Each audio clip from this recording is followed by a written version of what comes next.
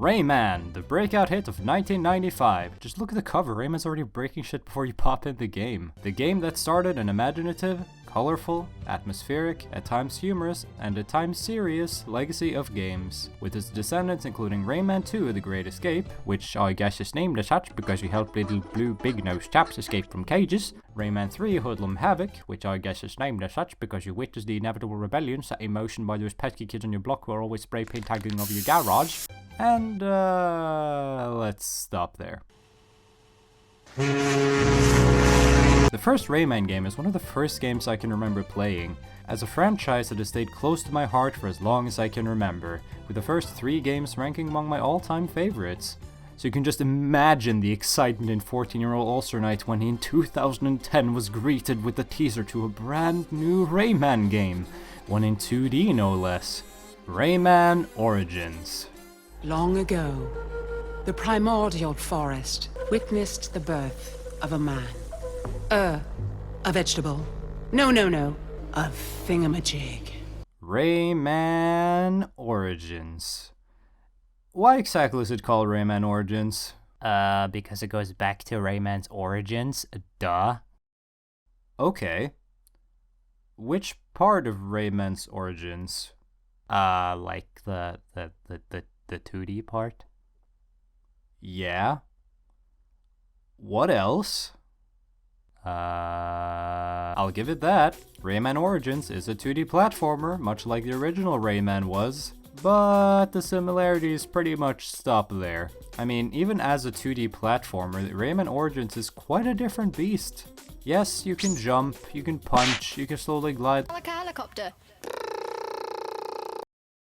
But at their cores, Origins is a forgiving, speedy co-op platformer where the OG Rayman was relentless, slow but calculated, and a single-player only experience. In Origins, Rayman is like a smooth parkouring Usain Bolt. Just look at him go, literally all over the walls. You can even punch while running.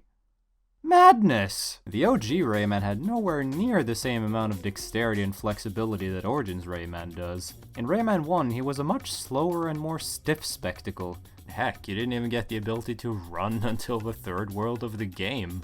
But considering how tightly packed and, lest we forget, ball-bustingly hard the levels are, I'd consider that a good thing.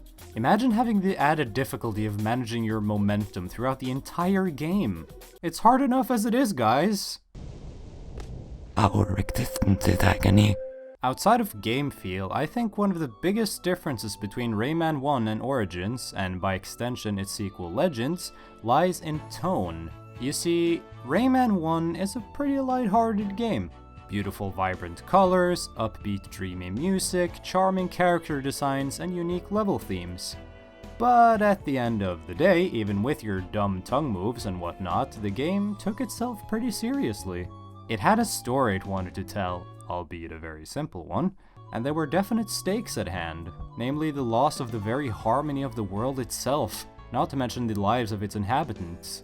Rayman 2 and 3 followed suit in this regard, providing a greater emphasis on story and atmosphere by giving its diverse cast dialogue. Come Rayman Origins, and that stuff is gone. No stakes, no meaningful dialogue, just tons of slapstick and pig Latin. Sir, we've gone full lighthearted, I repeat. This shift in tone is reflected in the gameplay as well, most prominently in the removal of the unforgiving life system, which is definitely a good thing because extra lives are a relic of an older era of gaming, and Rayman 1 is bloody impossible much due to lives and game overs. You only get 5 continues. That's just... Not enough, man. In Rayman Origins, you can die all you want. Ain't no worries. The only thing you'll lose is time. And a minuscule amount of progress. Cool. But, there's always a but. What Origins gets oh so right in regards to gameplay, it makes up for by forgetting what a plot is and handing in its essay assignment on motivation in the form of a used piece of toilet paper.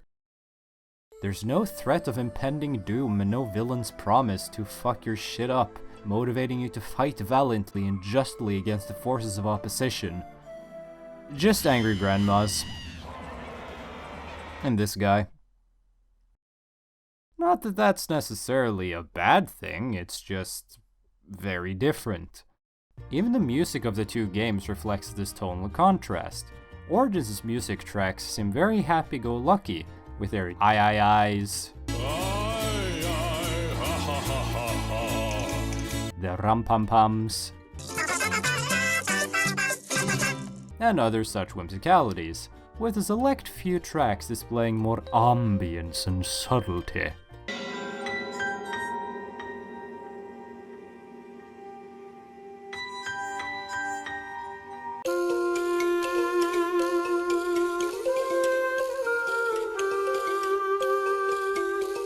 The sense of carefree wackiness is also found in the instruments Ubisoft used for the soundtrack.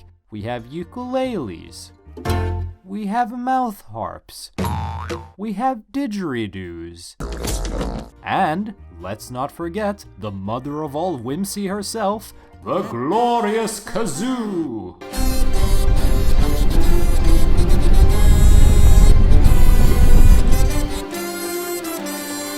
In comparison, Rayman 1's music tracks are very serene and dreamlike, more harmonious and melodic, with some tenser and more serious exceptions here and there.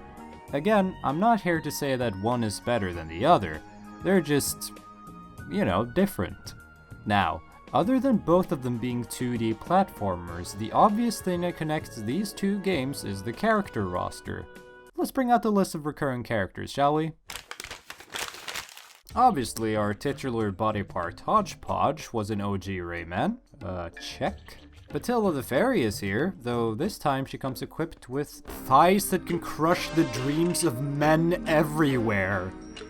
Check. Also, for some reason, she now has a bunch of recolors. Whoops, sorry, did I say recolors? I meant sisters. Electoons? Check. Squeaky Hunter Guy? Check. Green People? Apparently called Livingstones? Check. Blue Balls? Check. The Magician? Sort of. And the Lumps? Lumps? Looms? Whatever. And the Lumps are here! But wait. There weren't Lums in Rayman 1. Or Teensies. Or Murphy. Or Glowbox. Or even Polycus. They all came from Rayman 2. If this is supposed to be about Rayman's origins, why are they here? It's almost like the title Origins refers to more than just Rayman 1. Or maybe it's just a way of retconning the lore to include some of his most significant characters. Shit, I don't know. So here's an interesting tidbit. You youngins out there may not be familiar with this, but back in my day when I was a youngin' myself, games came with this neat little thing called a manual. Even though you'd think, based on the name, that these manuals were used for figuring out how to play the game it belongs to, I found myself reading these things for fun much more than I did looking for help. One of the best and most exciting parts of buying a game was the car ride home, where I'd get to read through these things in utter anticipation of what was to come. Screenshots from the game, gameplay elements, and controls, and story and characters. No! That's right, story and characters. Now, not to piss about the porridge, but guess which game has its story and characters prominently featured? It's Rayman Origins. From the manual alone, we learn the following. This lunatic, the Bubble Dreamer, is the creator of this entire world and the beings inside it. He is also a sensitive artist whose feelings have a direct effect on the world. Electoons are a vital part of the Rayman world, forming connections between its various lands and generally keeping the world in balance. Batilla and her sisters are formerly known as Batilla and the Bodacious Nymphs of the Glade. This part is important. Jano, this nightmare creature from Rayman 2, was born during the first bad dream, namely Bubble Dreamer's first bad dream, and is the one making all the Dark Tunes. This connection between Jano and the Bubble Dreamer pretty much confirms that Bubble Dreamer is Polycus from Rayman 2. Rayman allegedly first came to the Glade of Dreams to banish all the nightmare creatures to the lower realms, now known as the Land of the Living Dead, upon from Rayman 3 that they loved so much that they apparently reused it for an area completely different from the one found in Rayman 3. And hold on tight for this one. Rayman was created by the nymphs when the Bubble Dreamer had his very first bad dream. A being of light capable of saving the world, a creature both agile and carefree, as tenacious as he is hilarious, destined to crack up the creator with his heroic antics and stop the nightmare. Unfortunately, although not surprisingly, our bedazzling nymphs were distracted by some zombie chickens on their way to the Bubble Dreamer's sacred snoring grounds, and they lost a sack of lumps, chasing the crazy creatures over a cliff. Thus they arrived late and with a lot less illumination. In the end, Rayman was born with a few fewer limbs, which as it turned out made him a whole lot more limber.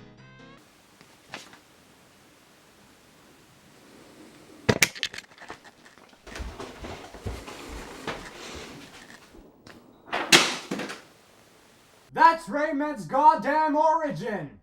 Why is this not in the game in any way? Ah!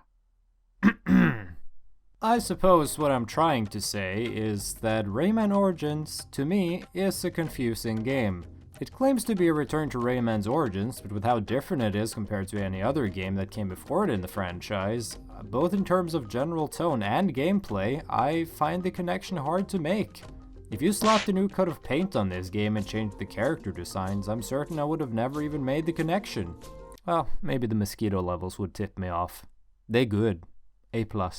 One could always make the argument that Rayman Origins mainly got its title from which dimension it decided to exist in, the second one. Which is hard to argue with, to be fair.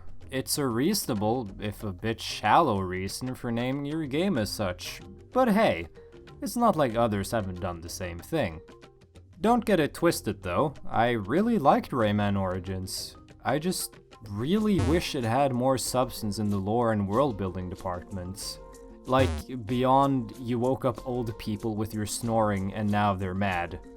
Every plot development after that is literally whatever this is.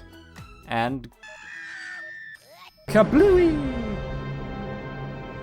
Hitig pe atinle is a eisne uchte they. Ontde aune iwe eve idende ringbe ite akbe or fehite equal say. Nevertheless, I do love this weird franchise. But it seems like we're in the middle of another Rayman dry spell, much like the 7 years without a proper Rayman game, read not Rabbids, that came after Rayman 3, and the side ahead is very unclear to say the least. But no matter what happens to our favorite some assembly may be required thingamajig, I'm excited to cautiously, but optimistically, be on the lookout.